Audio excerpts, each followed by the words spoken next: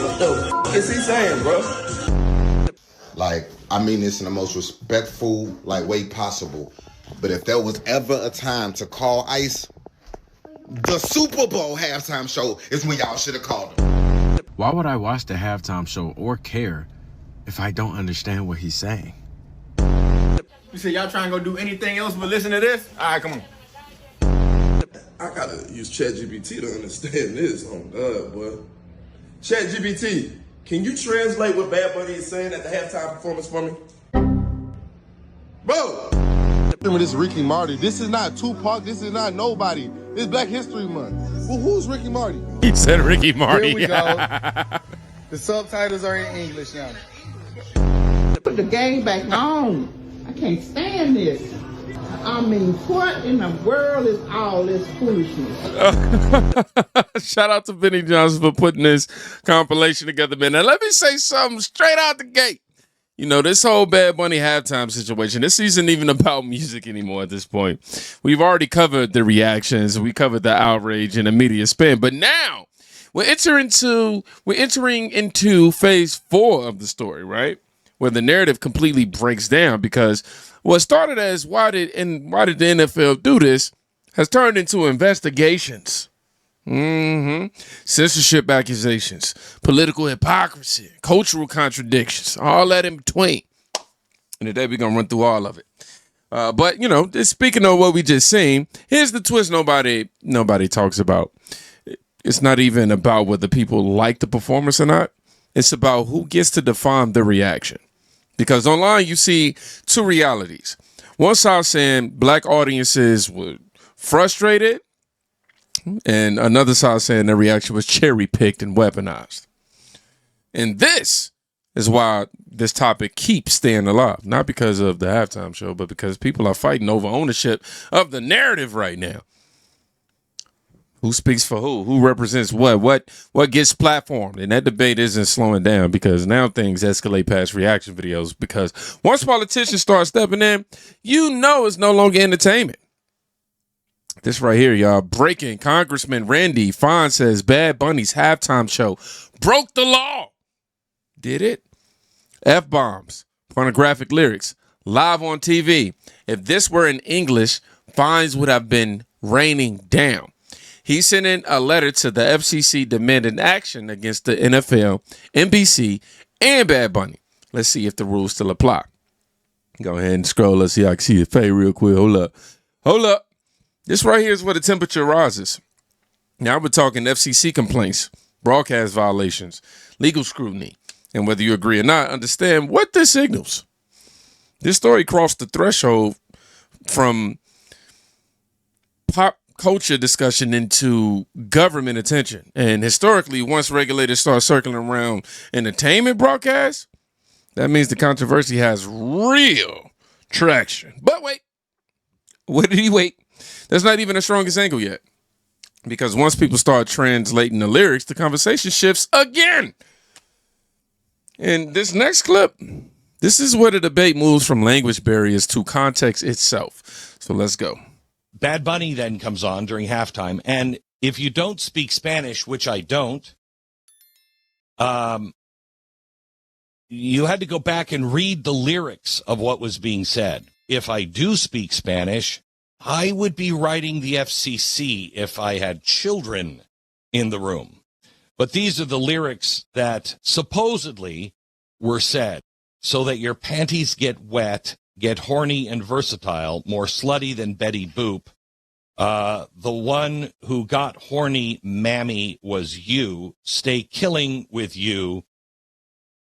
P with D, P with A, P with D, with A. Yes, push it in. I mean, okay, your T's are rubbing my N's. This year I don't want sluts. I see you with a lot of jewels and they want to stay, push it in. I see you really active and they want to stay, push it in. Because you look hot, push it in completely. And then it goes to big A's and big T's and big P's and big C's. And okay, that's really That here's number one that Roger Goodell is saying. That's the American culture. That's family entertainment. Because remember, the Super Bowl is the one time where we all gather as families. Older, younger, we all get together. We all have chips and dip. And we all watch the game. We watch the commercials. But it's a family night. That's what the NFL thinks is appropriate. At least he wasn't wearing a dress. And I have to be completely fair here. It was good production value. It was really good. He completely transformed the look of everything. You know, I mean, it was good. It was good. But if those were the lyrics, no, I don't think that's appropriate. No. This is where things split down the middle, because suddenly the question isn't Spanish versus English, representation versus exclusion. It becomes standards. What's acceptable on live TV, what isn't, and whether language creates enforcement loopholes. And that debate is explosive because it hits something deeper. If the exact same content aired in English, would the response be any different? That's the question driving this phase of the conversation right now. But then the storyline takes another turn, and it moves beyond entertainment entirely, y'all, into politics. Because when ideology enters the stage, everything gets louder, y'all. Watch this. You might not like the truth, but I'll never tell a lie. Bad Bunny, when you speak for Latinos, you speak for your fucking self, homeboy. Somebody who actually lives in Puerto Rico, which you don't. I can tell you that the majority of people here call him Benito el Comunista. Benito, the communist. Because when it comes to Bad Bunny, two things can be true at the same time. You could be an amazing musician and make great music, but you can also have garbage ass political views. And what's happening with the Super Bowl is nothing but a political stunt. In Puerto Rico, Bad Bunny is part of the political party that wants independence for Puerto Rico. He has extreme leftist views. Think AOC with auto-tune. And I want to say that as a gay man, please stop pandering to the gay community. Very inauthentic. And you being a role model for boys or pushing hyper-feminization is something I don't fuck with. See, while he's out screaming independence for Puerto Rico, he's doing it all from his Malibu mansion while flying private from here to there. Yet he wants Puerto Ricans to give up their passport. Well, newsflash, Benito. If you want Puerto Ricans to give up their U.S. citizenship and their passports, you should be the first one in line. Lead by example. But you won't do it, will you? So while you're out here selling "We Should Hate America" to young Puerto Rican men, I find it absolutely ironic that you're doing it all while living what? The American dream. Yeah, you see, he believes that us Puerto Ricans should give up our citizenship, yet he's out here fighting for illegals to get green cards. How the fuck does that shit work, homeboy? You're a fucking walking contradiction. Let me tell you something. I grew up in New York, and I have the things that I have, and I'm at where I'm at because of my U.S. citizenship. Puerto Ricans are literally the only ones in Latin America that can go to any state without any hassle. We were given the golden ticket. Now this clown wants to go ahead and take it away to give it to illegals.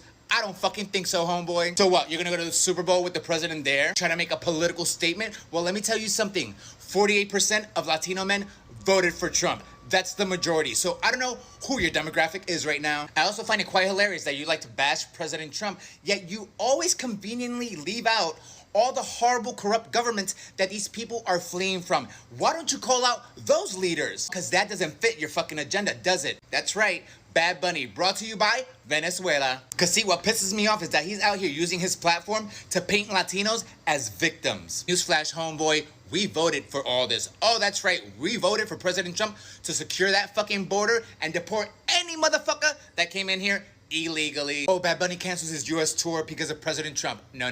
This is not against President Trump. This is against your very own fans. Let's call out the hypocrisy, homeboy. Your millions come from American banks. You get paid in American dollars. Your Nike and Adidas deal? Oh, American companies. And your luxury lifestyle? All built on the capitalism that you pretend to hate so much. And your money being stored in American banks. You're out here wanting to play revolutionary while at the same time collecting capitalist checks. Don't be a fucking hypocrite. And don't ignore the Puerto Ricans who have built a life in the United States. Not to mention all the Puerto Ricans serving in our military. So you can continue to cancel concerts over President Trump, but President Trump isn't the problem. No, it's your hypocrisy that's the fucking problem. As a great artist can be an absolutely terrible political influence. Both can be true at the very same time.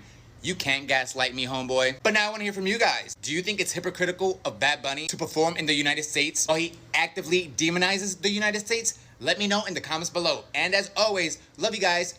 Peace. Sheesh.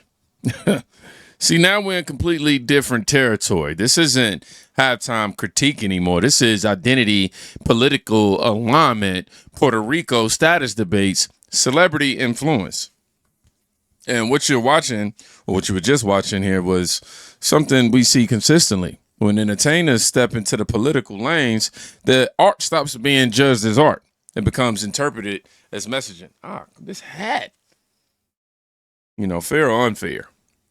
That's the reality of modern media cycles. But we're not done yet, y'all. Because the final layer of the story returns it right back to the national spotlight. This last clip shows you how the mainstream commentary machine processed the whole thing. And this mainstream machine just so happens to be one we mess with. Jewish halftime show? That's the smartest thing you've ever said. I'm going to call my boys and let them know about that. The game was so bad, everyone's talking about halftime. And halftime was so bad. Now they say halftime was not bad. Okay, last halftime was Kendrick Lamar. Okay, that was also the most highly rated halftime. So's this.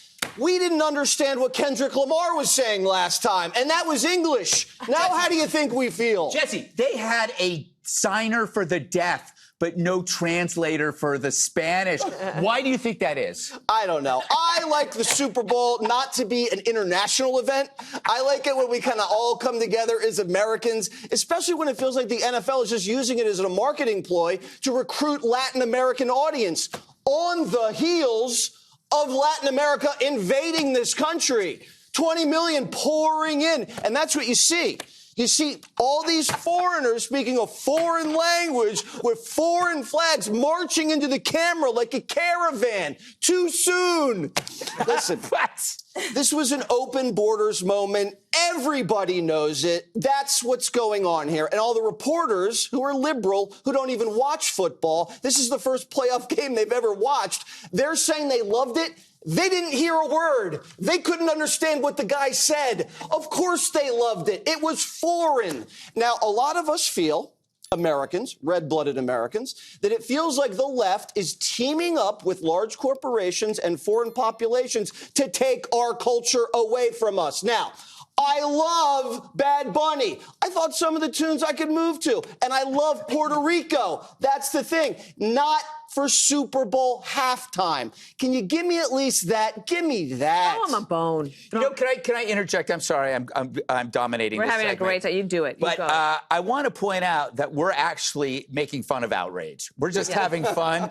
But you know that there's a humorless bunch that will look at what we're doing and think that we're actually it's lost their mind. They lost their mind. I was alienated. We're under siege. We were. In that video, Harold, my favorite. I had a dream. I was threatened by foreigners pouring into my TV screen with flags, speaking a language I couldn't understand. There's a humorless bunch that will look at what we're doing and think that we're actually lost their mind. They lost their mind. I was alienated. We're under siege. We were. In that video, Harold, my favorite. I had a dream. I was threatened by foreigners pouring into my TV screen with flags, speaking a language I couldn't understand. And there you have it.